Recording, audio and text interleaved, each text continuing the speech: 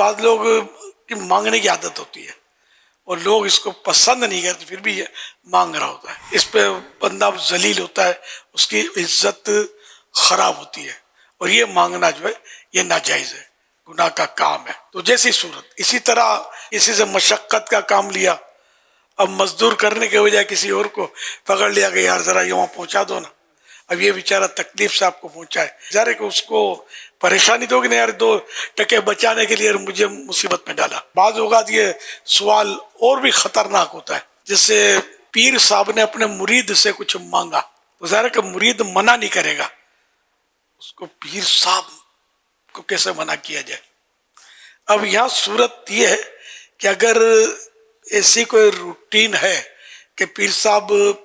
مرید سے مانگتے ہیں، روٹین ہے، دیکھیے سلسلہ ہے اور اس لیے وہ مانگ رہے، اور وہ برا نہیں مانتا بلکہ سعادت سمجھ کر خدمت کرتا ہے، اور ایک روٹین وائز اس نے مانگا تو حرج نہیں ہے۔ اب جہاں یہ روٹین جس مرید سے نہیں ہے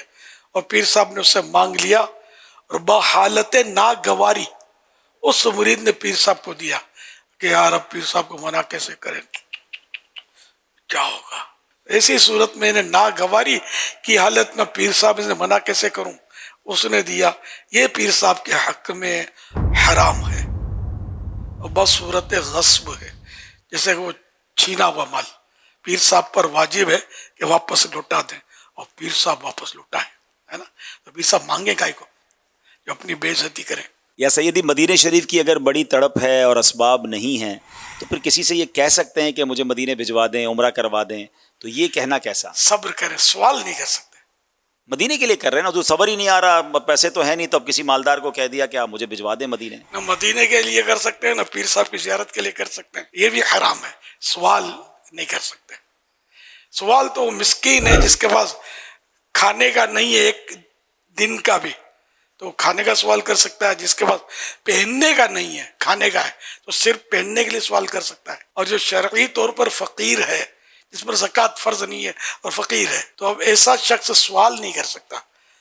ہاں بغیر سوال کے اس کو زکوٰۃ دی جا سکتی ہے، سوال پر نہیں دی جا سکتی، اس کے باریک مسائل ہیں۔ سوال یہ اسلام مطلب یہ ہے کہ ہماری عزت کا محافظ ہے، یہ لوگ ایسے مطلب اپنے آپ کو ذلت پر پیش کرتے ہیں، سوال کر کر کے اپنی عزت خراب کرتے رہتے ہیں۔ اپنی عزت وقار ہو تاکہ مطلب ہم لوگوں کی اصلاح بھی کر سکیں اور غیر مسلم بھی ہمارا کردار دیکھ کر ہمارے کردار سے متاثر ہو کر اسلام قبول کریں۔ یہ کیا مطلب جس کو دیکھا وہ ہاتھ پھیلا کر بھیک مانگ رہا ہے تو غیر مسلم کیا ہمارے قریب آئے گا، بولے یار میرے کو بھی خالی کر لے گا، یہ بھاگو ادھر سے۔ نہیں ایسا ہر مسلمان ایسا نہیں ہوتا، نہ ہماری اسلام کی تعلیم ایسی ہے۔ اب ٹھیک ہے مسلمان بعض ہیں جو اس طرح کرتے ہیں، وہ غلط کرتے ہیں، ہم لوگ ان کو صحیح تو نہیں کہتے، نہ ان کی حوصلہ افزائی کرتے ہیں، بالکل غلط کرتے ہیں۔ جو پروفیشنل بھکاری ہوتا نا، جس کا پتہ ہم کو کہ پروفیشنل ہے، اس کو تو دینا بھی ناجائز ہے، اس کو دینا کہ وہ تو گناہ کر رہا ہے، ہمارا اس کی گناہ پر مدد کرنا ہوا، ہم دیتے رہیں گے، یہ حد حرام مانگتا رہے گا، محنت مزدوری نہیں کرے گا۔ اگر ہم دینا بند کر دیں گے تو خود ہی محنت مزدوری کرے اور حق حلال کا کھائے گا، تو اس لیے ایسوں کو نہیں دینا ہے۔ وَلَا تَعَاوَنُوا عَلَى الْإِثْمِ وَالْعُدْوَانِ، گناہ و ظلم پر کسی کی مدد مت کرو۔ ایک اور نیا انداز نکلا ہے، حضور ریڑھی گرا دیتے ہیں اپنی، اور یہ وہ مٹی کے برتن ہوں گے، اور اچھا پہلی بار تو میں نکلا تو میں نے دیکھا کہ مٹی کے اس کے برتن چورا چورا پڑے نا مین روڈ پہ، تو اب اس کا تو سارا ہی ٹوٹ گیا جو بھی تھا، تو جو لوگوں نے مدد کری تھی، مگر میں اس ریڑھی والے کو 3 بار ٹوٹے ہوئے برتن کے ساتھ دیکھ چکا ہوں، تو وہ سمجھ گیا ہے کہ اس کے پاس برتن ہی ٹوٹے ہوئے ہوتے ہیں، وہ اس ترکیب سے نیچے گرے ہوئے ہوتے ہیں کہ اسکوٹر پہ یا گاڑی پہ نکلنے والا یہ سمجھتا ہے کہ اس بیچارے کی پوری ریڑھی گر گئی ہے۔ تو اس طرح آلو چھولے والے یا کچھ لوگوں نے یہ بھی پلان کیا ہوا ہے کہ وہ اپنی چیزیں بکھیر دیں گے اور پیچھے آنے والا سمجھے گا اس کی تو پورے دن کی روزی خراب ہو گئی، تو وہ یہ بھی ایک انداز بن گیا، یہ اب بڑھ جائیں گے، شاید آئیڈیا مل گیا۔ آئیڈیا مل گئی نا، نہیں یہ حقیقت ہے، اسی طرح تو سیکھنے کو ملتا ہے، کیونکہ جو اس طرح کر رہے ہوتے ہیں کیا ان کا ضمیر مر جاتا ہوگا، مر بھی جاتا ہوگا تو کبھی تو کوئی ان کا رمق ہوتی ہوگی نا کہ یار میں کر غلط رہا ہوں جو کر رہا ہوں۔ تو یہ اس طرح بھی لوگوں کو آئیڈیاز آتی ہوں گی، کسی سے سن کر، ماں کے پیٹ میں سے کوئی سیکھ کر نہیں آتا